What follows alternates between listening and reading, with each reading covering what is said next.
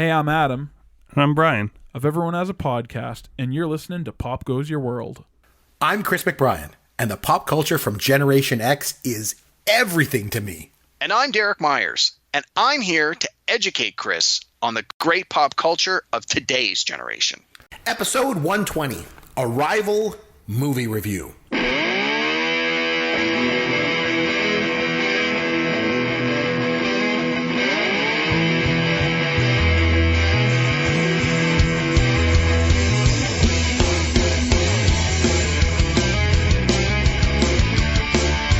This is Pop Goes Your World, the pop culture podcast for the generations. I'm Chris McBrien, and along with Derek Myers, caveman himself, you're going to find us on Twitter at Amaron_DM for Derek, and at C McBrien, that's me, and popgoesyourworld.com is our website. Derek, how are you doing tonight, my friend? I'm doing very well, Chris. How are you doing tonight? Oh, I've got a story I was going to tell you about. As you know, I've mentioned on the podcast before, I am a college professor, so I love my job. I've got a great job. But one of the things that I kind of deal with sometimes is students will try to bend the rules a little bit when it comes to submitting assignments. So one of the things that I found is that there is this online paraphrasing tool, okay? So students can actually copy someone else's essay and they put it into this tool and it spits it back out, and what it does is it'll change one word like from every sentence using like an online thesaurus. So it just changes one word using like a word that's similar to it, you know what I mean? Yeah. And so that spits out like a whole new essay, right? So the reason I bring it up is because I went to read an essay today, and I just had to share it with you because I asked the students to write an essay on an impactful leader. And so I go to read the first essay, and it says the leader that I'm going to be doing it on is Steve Occupations from Apple. Oh, the famous late Apple leader, Steve Occupations. So I'm like, nice. I wonder if an online paraphrasing tool was used here. Jeez, I tell you, right from the get-go. So anyway, I just saw that. I thought, God, that's funny. So it was on my mind. So that's what I've been doing all week. I haven't had a chance really to do a lot of pop culture stuff because I've been busy marking papers on people like Steve Occupations. How about you? There you go. Yeah. I've been really busy at work this past week, so I haven't really had a chance to do indulge in any new pop culture stuff. Continuing to watch The Watchmen, continuing to watch His Dark Materials, but those are really the only things I'm watching right now. They're both coming towards their end, so looking forward to those. But we did purchase advance tickets to see the new movie Jumanji: The Next Level, which starts in a few days. I'm going to see that one this weekend. Nice. And then we got our tickets for Star Wars for the following weekend. Very good. I have those tickets already. I'm going to see it next Thursday with my son. We have the tickets all ready to go. Do you have like the assigned seats tickets, or is it just general admission? So I'm a big believer in the assigned seats. Me too. I have been to enough movies in my life where I'm at a point where I don't want to have to go a half an hour early just to get a good seat. So if the price of the ticket is a little bit more to guarantee my assigned seat, I'm fine to pay a few extra bucks. Mm-hmm, the problem is I don't do 3D very well. I have prescription glasses, which I've had all my life, and 3D has just never clicked with my brain, ever. So when I go to see a 3D movie, I put the glasses on and like nothing's 3D. So I don't want to waste my money paying for a 3D movie that's not going to give me 3D. Mm-hmm. And most of the theaters around my house that are assigned seats are the IMAX ones, and a lot of the movies that go out in IMAX are in 3D. So that's sort of my balancing, my tipping point is, do I pay the extra money to get the assigned seat I want, but pay even extra on top of that to watch a 3D movie that I'm not going to actually get any 3D out of? Or do I pay for the general not 3D movie and do that? So anyway, with these two, we decided to go to a theater that's a little farther away, but we got both of them in not 3D, but with assigned seats. Oh, that's good. So yeah, we'll have to loop back. We'll probably have to do a show on the Star Wars movie. What do you think of that? Let's watch it and see how much we enjoy it or don't enjoy it, and then maybe make that decision. Because earlier this week, we tried to watch The Last Jedi, which I only ever saw the one time in the theater when it was released. Yep. I didn't really remember it very well. I sort of remember the broad strokes, so I thought, well, I better watch it again. I got about a half an hour into it, and I turned to my wife and I said, this is boring. I don't want to finish watching this right now. And so what I ended up doing was I threw on Netflix to see what was out there, and I watched a documentary called Jack of All Trades, and it's about baseball cards. It's about trading baseball cards and the phenomenon in the 80s and I would 90s. like that. Yeah, like the idea was the guy finds like boxes and boxes and boxes of old baseball cards that his dad had left in the garage. And he thought, oh, these are worth all this money. And then when he went to sell them, he realized they were literally not even worth the paper they were printed on. And so to him, this was a mystery. He's like, how could they have been so valuable then and worth so little now? So the documentary explores this whole phenomenon of the baseball cards and some shenanigans that were going on, some really shady things that some of the companies were doing, and the whole idea of supply and demand and taking advantage of your fan base. And it was very, very interesting. It ended up becoming a little bit more of an emotional roller coaster. The character had some issues with his family that got addressed through the course of the documentary, which were interesting, but it sort of moved away from the baseball cards by the end and became more a story about a father and a son. But it was pretty decent. Jack of All Trades. It was on Netflix. If you're into sports, you're into baseball cards, that sounds like something you might like. Give it a shot. Very cool. And now that you mentioned Netflix, I should mention there was one thing that I was able to do in the last week. And so I was flipping around Netflix the one night, and I don't know if you've ever seen it, but there is it's maybe like a 10 episode series called The Toys That Made Us. I've seen all of them. Yeah, it's really good. Well, anyway, it's not so much about that, but then there's a new one that's called The Movies That Made Us. And it's got a couple of movies from the 80s. And each episode is like a documentary on that movie. Now, a bunch of them were stuff I didn't care about, like Dirty Dancing and stuff. I could care less about that. But one of them was Ghostbusters. So I watched it. And it was a whole documentary on the movie Ghostbusters. I'm talking like the one from the 80s, not that stupid remake that they made. And it was actually pretty good. So that's something that's maybe worth checking out. I'm going to keep watching for new episodes, and maybe they'll come up with a few more movies that I liked from the 80s than the ones that they have on there now. But I like the idea. Yeah, I did what you did. I saw them drop. I watched the Ghostbusters one first. Then I went back and watched Dirty Dancing and Home Alone.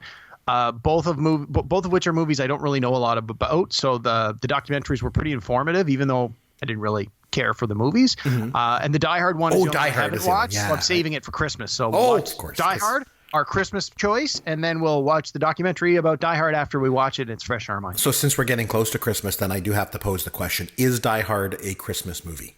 Yes, it absolutely is. Because it takes place at Christmas time, right? Largely, and there's Christmas carols in the movie. Yeah. It's Christmas theme. Yeah, absolutely. Hey, if you don't think it is, that's fine. I'm not going to argue it with you, but that's my opinion. Yeah. No, I think it's fine. I watched it last year. I think it was like Christmas Eve. I was sitting there having some rum and eggnog, and I was watching Die Hard. I thought it was great. And like Home Alone is like, it takes place at Christmas time too. I mean, really, if you think of it, like even It's a Wonderful Life, which I watch every year on Christmas Eve, it's not really a Christmas movie. But it is a Christmas movie. So I think it's okay to say that these movies are Christmas movies. I'm cool with it. You could argue that movies like Gremlins and Lethal Weapon are Christmas movies because they both take place at Christmas as well. Gremlins more so because it's very steeped in Christmas, like Lethal Weapon less so. But we did we talk about this last year? I think we might have even done a show about the Christmas movies. I can remember putting together a list and really struggling. But anyway, that's a whole other thing. Yeah, well, I don't know. We'll go back and check the archives, and then, we'll go from there. But in the meantime, let's get started. I mean, we love him, we hate him, we agree, we disagree. Freddie Mercury is the greatest singer who ever was. He is the greatest singer that ever will be. Some of the things in Freddie Mercury's real life were possibly X-rated. There is no way Rocky was a better movie than Taxi Driver. I love this idea. Probably the greatest film that's ever made. And I just picked it on a whim. And we can have a couple beers, and we can play Escape from the Death Star. Walking in a winter wonderland. I try to pick something Christmas. This is a bargain trick question! Okay, so this week it was over to you, Derek. You nominated the 2016 film Arrival, and because this movie took place after 1989, of course, I've never seen it, because that's just the way we roll around here. So I had to go and watch Arrival with Amy Adams and Jeremy Renner, and then I watched it. It's fresh in my mind. I just watched it last night, and so I'm all ready to go. I made some notes. Do you maybe want to kick us off and maybe just explain? Like, I always ask you the same question, and I think it's worth asking. That's why I ask it every time. Why did you pick this movie? Why is this movie special to you? Why did you want to nominate it for us to review? Absolutely. So I think I need to start by saying I can't really talk about this movie without going into some detail, and it will spoil. There are some big mysteries or things in the movie that you get a payoff at the end for taking this journey, and it's going to be hard to talk about the movie without spoiling it. So if you have not seen Arrival, but you think it might be something you are interested in seeing, as much as I hate to say this, you should stop listening now. Go watch the movie and then come back and finish listening to the episode later. Yes. If you have never seen it and have no intention of seeing it, or you have already seen it, then you don't care about the spoilers, and great. This podcast is for you, I hope. So with that being said, we're going to talk spoilers. So the movie Arrival is about aliens, and well, it's a movie about communication at its heart, but it's steeped in science fiction. So at the beginning of the movie, these 12 alien ships appear over Earth, over top of different countries, and the countries of the various countries of the world where these ships are try to figure out what's going on. And it turns out that there are these alien beings in the ship, and it becomes an exercise of communication. How do we communicate with these aliens? Why are they here? What do they want? Do they pose a threat? Are they friendly? What's up? And so the story is told, or the character we follow through this story is Amy Adams' character, and she is a linguist. She's a translator. She speaks many languages, but it's clear that she also studies language. So it's not just a matter of I can speak 50 languages kind of thing. She understands the nuances of what would be required for a language. Again, communications more so than just what are the translated words. And the U.S. military brings her in because she's already done translation for them in the past. She's already got her top secret clearance. And like in the first 5 minutes, they basically come, they recruit her, they put her on a helicopter, and they bring her to the site where this alien ship is over the U.S.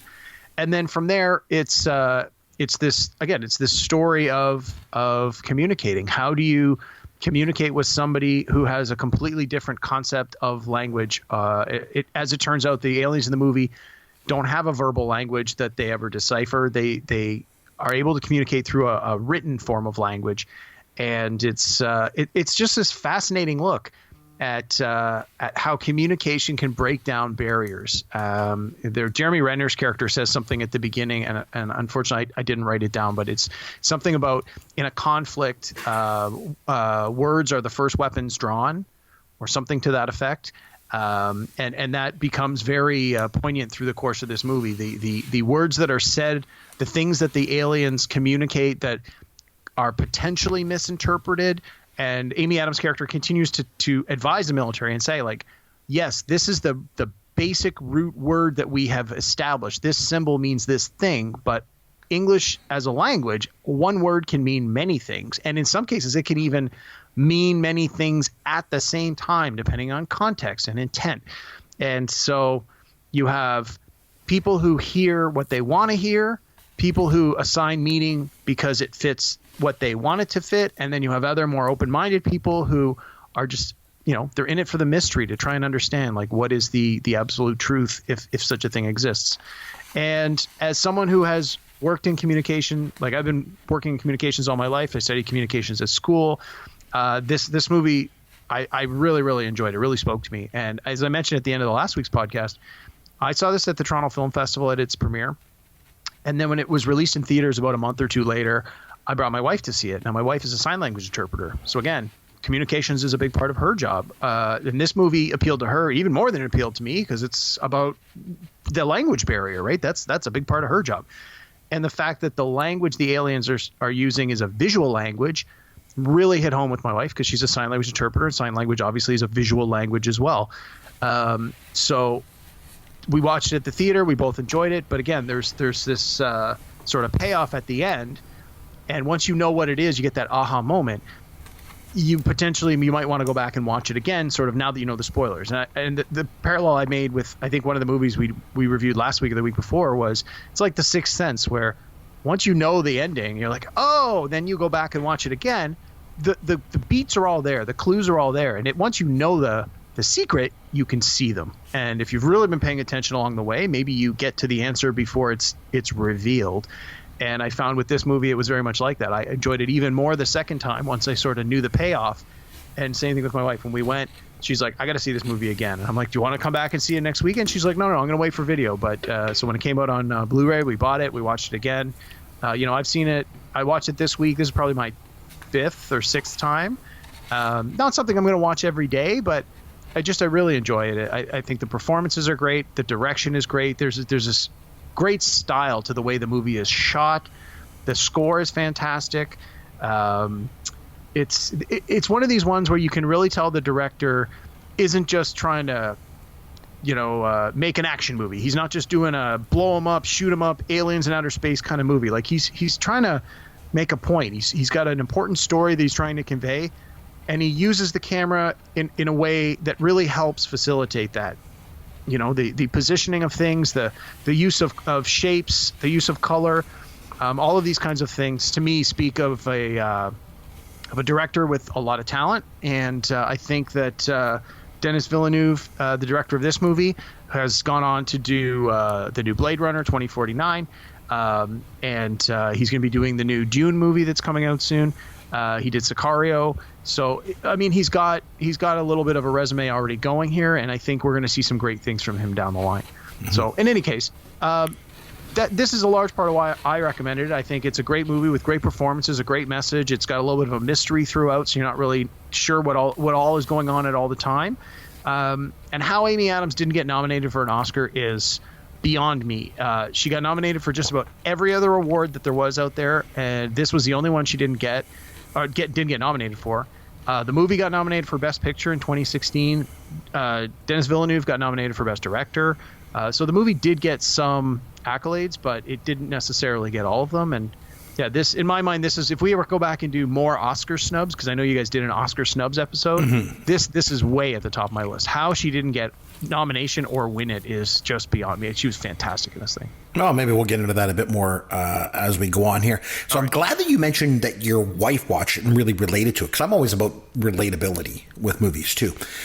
So because I watched the movie with my wife, and so we just watched it last night. So we sit down to watch it, and the movie opens up, and it obviously establishes right off the get-go that Amy Adams' character has a daughter, and then the daughter dies.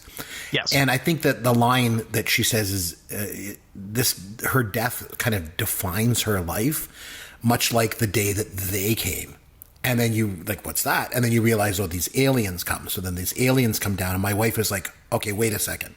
I thought once Yancey left the show, we weren't supposed to get any more Yancey movies. What's going on? So anyway, so this is my wife's take right from the get-go. And so, like I say, the ships come down, and then I thought was interesting was they have this press briefing on TV. And the reason I thought it was interesting was because a press briefing is actually rarer than a UFO these days. So I made a note of that. But Jeremy Renner's character comes into it, and they establish that she's into language and he's into science. And then the ship itself, when it's like hovering, it hovers over the ground, right? It's not like touching the ground. And it was kind of interesting because it's kind of like bumpy, but it's kind of smooth. And my wife is like, it looks like a giant Easter egg or a giant piece of rice, And then they go up the shaft in the middle of it, and there's like no gravity in there. And the whole thing kind of reminds me a bit of the monolith from 2001: A Space Odyssey. Absolutely. And it's amazing, isn't it, how influential that film is? Like, even to this day, sure. 50 years later, like, it's just incredible. So the question that I have for you is when they go up the shaft to meet the aliens for the first time, to try and communicate with them, why did they bring... I'm going to have a lot of questions for you in this, as I usually do with these movies, because, and again, just maybe because I'm dumb, I went through a lot of this movie just not understanding what was happening. So I'm going to need your help. Why did they bring the bird in the cage with them? I didn't understand. Please help me.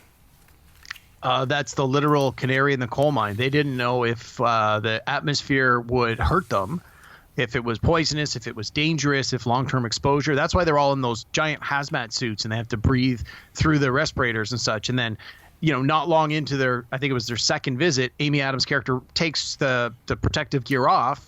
She takes the risk. She feels that doing that will help break the communication barrier, because it will help distinguish the differentiation between, like, they start with the word human. And everybody in the room, all the people in the room were human, but they all looked very similar because they all had the exact same orange jumpsuits on.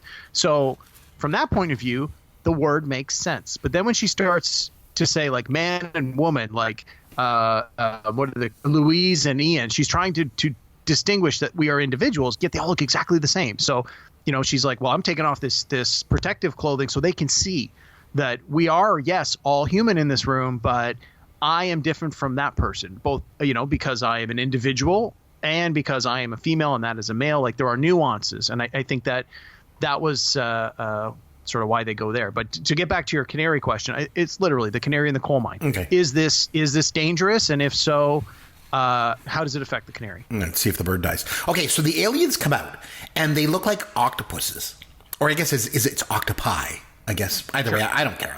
That's what I'm going to call them. So the yeah, nice. So then they make this weird sound, and the sound that the octopus makes, it kind of reminded me of Star Wars. And because I remember watching this documentary one time about how they gathered the sounds for Star Wars, and they got the sounds for Chewbacca's voice by combining a lion and a walrus. And it just, watching this reminded me of two things. Number one, how much the octopus sounded like those sounds from the Star Wars documentary. And number two, how much I wished I was watching a Star Wars documentary over this movie. Jeez. It was just, I don't know, man. So many questions. I don't know, man. And it was so boring. So I've been doing this podcast for 3.5 years. I can't believe it's been that long.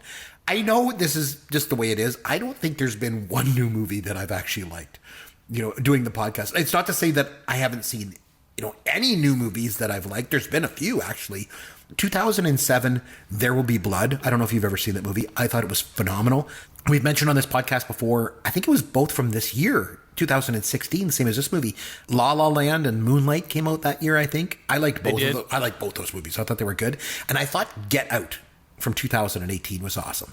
So that was really good too. So there are some new movies that I like. We just haven't covered them on this podcast. But when I should point out, when I say new movies, I mean anything that's come out since 1989. Because that's like my threshold for new movies. I'm totally stuck in the past. But I mean, that's the point of this podcast too. So anyway, getting back to the octopus. So the octopus makes this like O out of smoke. It almost looks like it's made underwater, like out of ink. Again, the reason why I'm calling them octopuses, octopi, whatever. I found the movie to be, at this point even, I was like, it's really slow. And then, like you said, she takes off her suit because she says, like, they need to see me, right? So at this point, then, the movie is basically stating that there's two big questions that need to be answered. Number one, are they scientists or are they tourists? Is what I believe the quote was. Yeah, someone asked that, yeah. And number two, why did they choose the spots that they did? Because they come down to like 12 places around the world. Yep. And all I kept thinking was, who cares? Like, about those questions. And I think that maybe that's why it reinforced for me why I felt it was boring. Who cares about the answers to those questions? Well, the location one, they never answered, but they did really dwell on it. It was brought up initially, and then it was never brought up again. The other one, the what they call the capital B big question they wanted to ask the aliens was, what is your purpose? Why are you here? Which I think has legitimacy. It's, again, why are they here? Is this the first wave of an attack? Are you just passing by? It turns out they are there to present humanity with a gift that will advance and potentially help humanity, because years down the road, they are going to need humanity's help. Because we learn later in the movie that the creatures don't experience linear time as we perceive it. And so they can see their own future, if you will. And so that's what we find out. It's a very, what do you call it? It's like when you give someone a gift because you know it's going to help you. Like, that's exactly what they're doing there. On the one hand, if they have hands, on the one tentacle, yeah. Sure. They are giving humanity this gift because it will help humanity. But at the real underlying thing is, at the same time, they know down the road it'll help them. So whether or not that colors your opinion on whether or not this gift is given freely and with real sincerity, I think is inconsequential. It's we learn that they are, I guess, for all intents and purposes, scientists, if they have this technology that they can bestow upon humanity. Yeah, I guess my wife at this point is like, this movie is so dumb. So there was the whole offer weapon thing, and of course China takes this as aggression, right? And then they bring this C4 into there, And my wife turns to me and she goes, "Oh, are they going to blow it up?" And then my quote to her was, "Maybe they'll just blow up Amy Adams and Jeremy Renner and this stupid movie will be over." But unfortunately, the octopus pushes them away to safety. Yes. And my wife was like, "Damn, it didn't make the movie end." But anyway, so the movie continues, and there was a flashback. And this is where the daughter says, "What is it?" She's asking the question, "What is it called when both sides win?" Yeah. And Amy Adams is like, "Well, it's a win-win game." Yeah. And then and the daughter's like, "No, I need like a more science-y answer than that." And Amy Adams says, "Well, if you want science, go see your dad." And that's when I turned to my wife and said, "Well, Jeremy Renner's the dad because they established him as a science guy earlier." And yeah, like you said, they had said it was a non-zero sum game, right? Is the answer to that. But anyway, so they send the big pod, whatever it is, sends this little pod to pick up Amy Adams. And so she goes in there and she's in this place that like, it almost looks like she's underwater. And then it's all smoky. It kind of looks like a bar in the 80s with all the smoke around her. That's what I was thinking. And then she's like, "Where's Abbott?" Because they gave him Abbott and Costello. Them were the names, right, of the octopuses. Yeah. And the octopus says, "Well, Abbott is death process." Yeah. And then all of a sudden she's having a conversation with the octopus. And then there's these subtitles under the smoke rings. And I'm like, huh? Because they've established she can understand what those circles mean. She's picked up on the language enough to not need the computer, but we as the audience need to know what she knows for this scene to make sense. Okay. So then she says to them, "I just realized why somebody left me." I'm assuming it's her daughter. I didn't quite catch the line. Or her husband. And I'm like, huh? What's going on? And then she finds out that time is like non-linear to them. And again, I'm like, huh? What is going on? And then the weapon is a gift. It's the gift of language. And I'm like, I'm just like, who the hell wrote this? And what I wanted to know at this point was, who wrote this and what were they smoking? Because maybe they were smoking the octopus smoke rings. I don't know. But I remember when I was a kid, I used to watch these shows from Sid and Marty Krofft. And there was like Sigmund and the Sea Monster and H.R. Puff and stuff and Land of the Lost. God loved it. Land of the Lost. And people used to think that Sid and Marty Krofft were smoking some pretty serious stuff when they made those shows. And looking back on those shows as an adult, I'd have to say that's probably exactly what was going on. There was probably like some serious drug smoking going on in the Sid and Marty Krofft production room. But holy hell, this movie is more trippy than anything Sid and Marty Krofft ever dreamt up. And I mean, I think Sid and Marty Krofft would be like, "What the hell are you guys smoking in this thing?" Like, see, I got to disagree with everything you just said, except for the stuff about the HR Puppet stuff. Yeah, they were definitely doing something. Oh, definitely then. They were. Like, so one of the things that I like that I do like so much about the science fiction and the fantasy genres is they're metaphoric. Like you can tell a story using a sci-fi or fantasy metaphor to get your point across in a way that may send the message home to an audience that would not otherwise be receptive to it. And especially with science fiction, with things like aliens, you can tell your story, present your message, and drape it in aliens. And suddenly you've got a whole sci-fi audience that is now listening to whatever it is you're trying to say, because they're there for the aliens. And so for me, like I found this movie fascinating. The whole idea that they set up the red herring at the beginning that she has had a child and this child has died. And they set that up deliberately so that you believe that. And then through the course of the movie, you eventually learn that she learns to perceive time in a nonlinear way, just like these aliens by the end of the movie. And so what she's experienced, what we believe she's experiencing as memories from her past are actually visions or memories of what's yet to come in her future. And by the scene you're talking about where she goes back up to the ship, I think that's when she's starting to finally realize that she's not the character obviously knows these aren't memories because the character has never lived through these things. But I think that's the point where we as the audience are really being told very heavy-handedly that, this is not a memory from her past. And we start to see more and more events in her future that she learns details that she can then use in her past. And it's not time travel in the traditional sense of we jump in the DeLorean, we go to the future and we stop Biff and we come back. It's this idea of the nonlinear time. And I'm going to harken back to Watchmen because this is a huge, huge component of the Watchmen storyline with the Dr. Manhattan character in both the 1985 comic books and on the new TV show, and even in the movie, which is obviously based on the comic books. His character is constantly talking about how he does not experience linear time. And I think that show also does a very, very good job of, sort of depicting this in a way that we can hopefully understand and still make sense of it. Here's the thing for me. Like, I like science fiction films too. We did an episode on science fiction films, on this podcast. Like, I enjoy them too, but the thing that's getting me is the movies that you and Yancey have made me watch on this podcast. It seems like I don't understand what the connection is with having to use aliens to somehow drive the story about lost family members.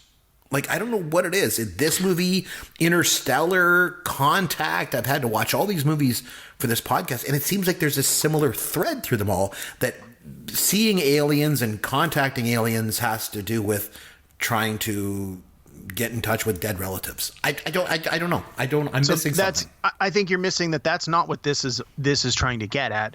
This one is more, once she can experience nonlinear time, she understands that in her future she can and does have a daughter, even though she knows the daughter will have a short life and will die through this rare illness, and that Amy Adams, will have to live through the pain and sorrow of losing a daughter.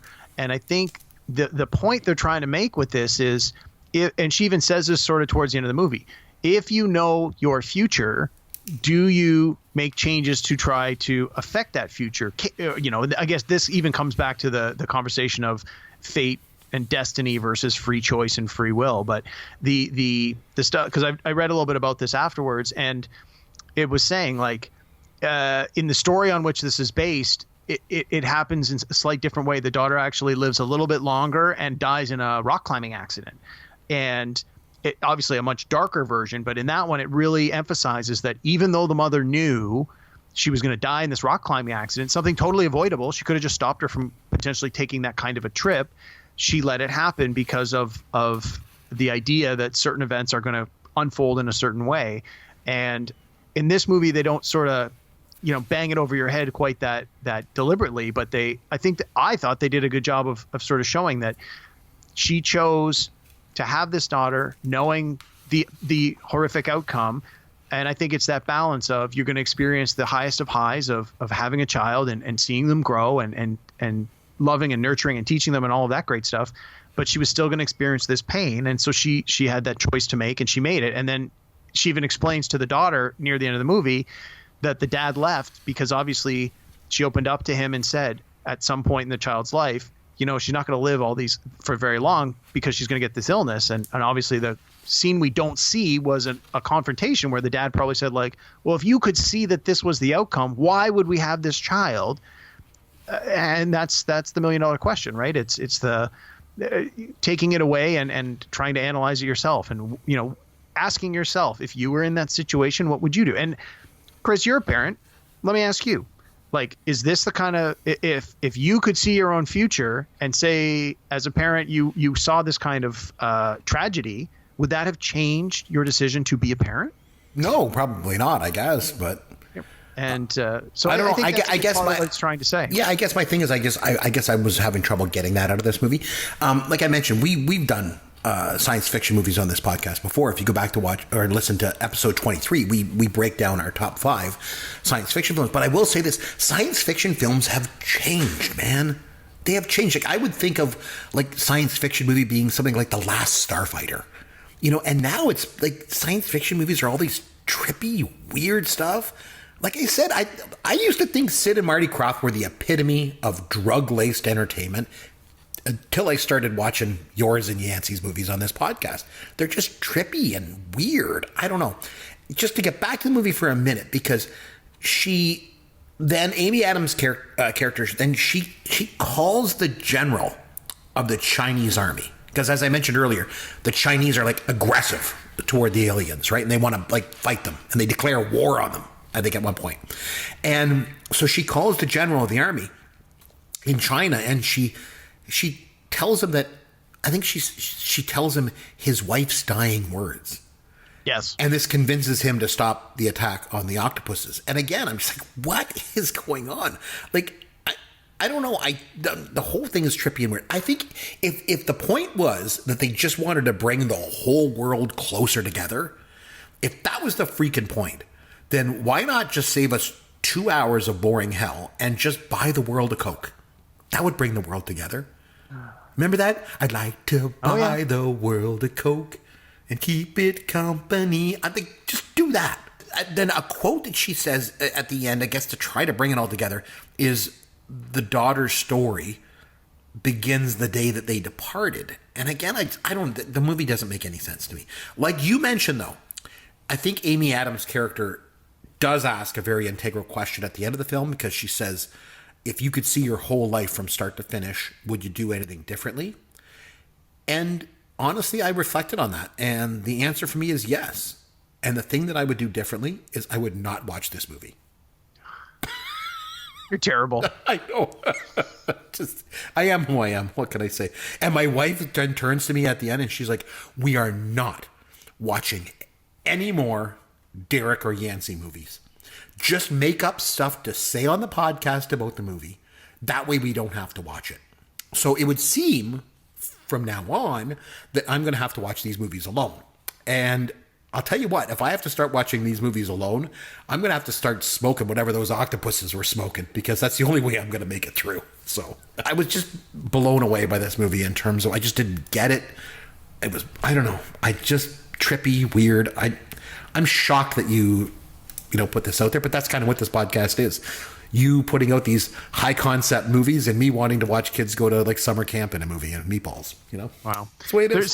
So, Chris, there's a scene in the very first Toy Story movie, about 10 minutes in, where Mr. Potato Head puts the pieces in the wrong places, and then he turns and he says, "Look at me, I'm Picasso!" And then Ham walks by and goes, "I don't get it." And he's like, "You uncultured swine."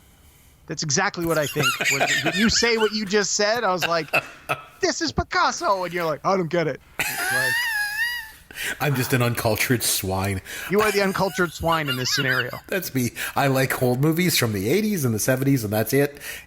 It just feels like the movie was just trying to be too much or trying to tell a lesson. Or I don't know. It just missed the mark. I don't know. It's just me. I don't know. I think it's great. I watched it this week, and I forgot how much I enjoyed it. And I'm going to make a note to watch it again in a few months because, again, I think it's one of those ones that if you did enjoy it, watching it again, you'll enjoy it even more, because once you know the whole thing of the nonlinear time, what you believe are memories being presented, knowing that those are from the future, you can see how those scenes interact with what we'll call present time, and you look at it a little differently. I'll tell you what I'll do. I'll take a microphone and I will hide it in my house, and I will record the exact moment when I ask my wife if I can watch this again for another time. Hey, honey, can we watch this movie again? And just record what she says. And I'll just put it on the podcast. She will kill me. I'll get a divorce. I'm telling you right now. On that note, what do you say we have some fun with Caveman? All right, Caveman. So this movie had a lot going on in it. There was octopuses, as I mentioned, but mostly it was like about aliens, right, and communication. And actually, just to go back for a second, I'm a big communication guy too. I'm a podcaster. I'm a professor. I like communication. So I thought I would maybe like this movie better than I did, but I didn't. But anyway, I'm going to focus on the alien aspect of this movie for our trivia tonight, okay? So what I'm going to do is we're going to focus on some movies that have aliens in them, okay? And so what I'm going to do is I'm going to name the alien, and you name the movie that the alien comes from, okay? You can do this because you like science fiction films, obviously. I do, but a lot of times the names of the aliens are not part of the dialogue. It's like you learn about them you watch the credits and you're like, oh, that's what that thing was called. But anyway, okay, I'm hoping these are going to be a lot easier than I'm anticipating they're going to be. So I'm going to go. fire away. I'm going to go so easy on you. You're going to get them all. I got like 12 of them. You're going to nail them all, I'm sure. All right. All right. So the Na'vi race. What movie featured the Na'vis? That was Avatar. You are correct. Good for you. Okay. Now, it was a derogatory term that was used in this movie, but prawns. Which movie did... Yeah, as soon as you said derogatory, I'm like, he's going to ask me about the prawns. That's from District 9. Very good. See, you've got this. Okay. In this one, there was 3 aliens, and they were called Beldar, Primat, and Connie. What was the movie? Were they from France? Yes. They are the Coneheads. Okay. This one I put in because I think you can get this one. Paul Atreides. We already mentioned this one. This is Dune. Yes, very good. Okay, Major. What movie featured the alien Major? That was Spaceball. Yay! Mel Brooks. Very good. I'm like picturing the scene. I'm like, what the hell is that movie called? Yeah, we've talked about that movie here on the podcast before. Okay, another one that has 3 aliens in it. Okay, there's multiple aliens, but these are 3 characters I'm going to mention to you. Clytus, Princess Aura, and Prince Baron. I have no idea. Oh, it's Flash Gordon. Flash Gordon. Oh, I like that movie. Okay. I don't think I ever saw it. Here's one that you might get, you might not. It's a bit of a trippy one, too. This featured an alien race called the Vogons. The Vogons. Oh, that does sound familiar. It's a trippy movie that I thought you would be right up your alley if you like this Oh, one. is that the new one? That was Hitchhiker's Guide to the Galaxy. That is correct. Very good. Okay. Riff Raff and Magenta were aliens in what film? No idea. Oh, come on. It's the Rocky Horror Picture Show. The Rocky Horror Picture Show. Didn't realize they were aliens. Oh, you gotta stay right. Got that. You gotta stay right till the end of the film, and you realize that they're aliens. Okay, here's an easy one. Audrey 2. Audrey 2 is an alien in what movie? Oh, that's the plant. Little Shop of Horrors. That is correct. That's the 1986 version. Because the 1960 film, it was actually called Audrey Jr. Okay. All right, here's one. Centauri. Centauri was an alien in what film? Oh, that sounds familiar, but Centauri. I don't know. It was The Last Starfighter. I mentioned that movie already. You mentioned that already? Yeah, I like that movie a lot. And Lou Gossett Jr. is in The Watchmen, so he's been top of mind lately. Oh, so there you go. And Klaatu. What movie featured Klaatu?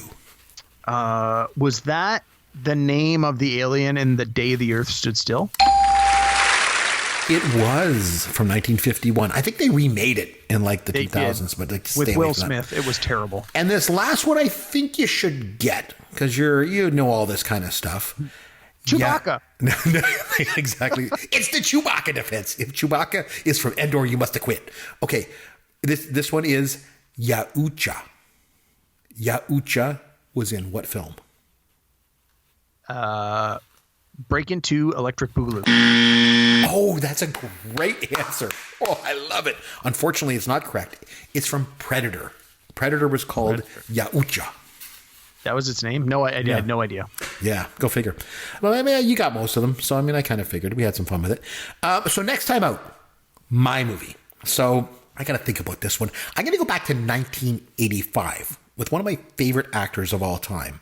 Back to the Future, Back to the Future, Back to the Future, Back to the Future. No, we already did. I think we did that one already. I think we did that. Oh, movie. yeah. I'm pretty sure that we did. Okay. If not, we will do Back to the Future at some point in the future. No, I think you had Yancey watch it. I'll check the archives and make sure. But we are going to go back to 1985. And one of my favorite actors of all time is Harrison Ford.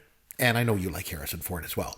And so he was in a film in 1985 called Witness. I don't know if you've heard of it or not. It's a little bit off the beaten path, but it was a great film, and it was nominated for a couple of Academy Awards. It features Harrison Ford, Kelly McGillis, Lucas Haas. There's even Danny Glover is in it, and there's even like a blink and you'll miss him, Viggo Mortensen in the movie. But the movie is, I love it. I think it's fantastic. It's not what you would expect from Harrison Ford, And that's why I want you to go back and watch it, and we'll come back and review it. For anybody out there that's seen it, they probably know it's, they either, I'm sure that they like it, or they maybe have never heard of it. Maybe it's a chance for them to go back and watch it. So are you up for the challenge to go back and watch Witness from 1985, my friend? Yeah, I've seen it once. I think I've told you this before. When I used to work at Blockbuster Video, we had a gazillion free movie rentals every week, so you'd struggle to find something you hadn't seen before. We used to pick a performer and then run through their entire library of movies. And when I was doing the Harrison Ford marathon, that's when I watched Witness. I'd never seen it. He had a bunch around there. He had like Frantic and Witness and The Accused, and I hadn't seen any of them. They were all sort of just okay. And then I remember seeing Witness for the first and only time. And at the time thinking, this is pretty good. And I knew he was nominated for an Oscar for it. So I thought, let's take a look. But I really don't remember anything about it. It's the Amish one, right? Yes. It takes place in Amish country, part of it. That is correct. That's like all I remember. So it'll be like watching it for the first time again. Yeah, so I think it should be interesting to take a look at this movie, this many years later. But we will come back next episode and we will take a look at Witness. We will review it. If you want to reach out to Derek, you can find him on Twitter at Amaron_DM. You'll find me on Twitter at CMcBrien. And again, popgoesyourworld.com is our website. You can email us. All of our contact information is there. And this is Chris McBrien for Derek Myers saying, thanks for listening to Pop Goes Your World, the pop culture podcast for the generations.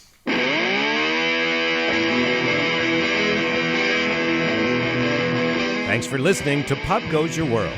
You can contact Chris and Derek at popgoesyourworld.com. Please take a minute and review the podcast on iTunes or wherever you download and listen to the show.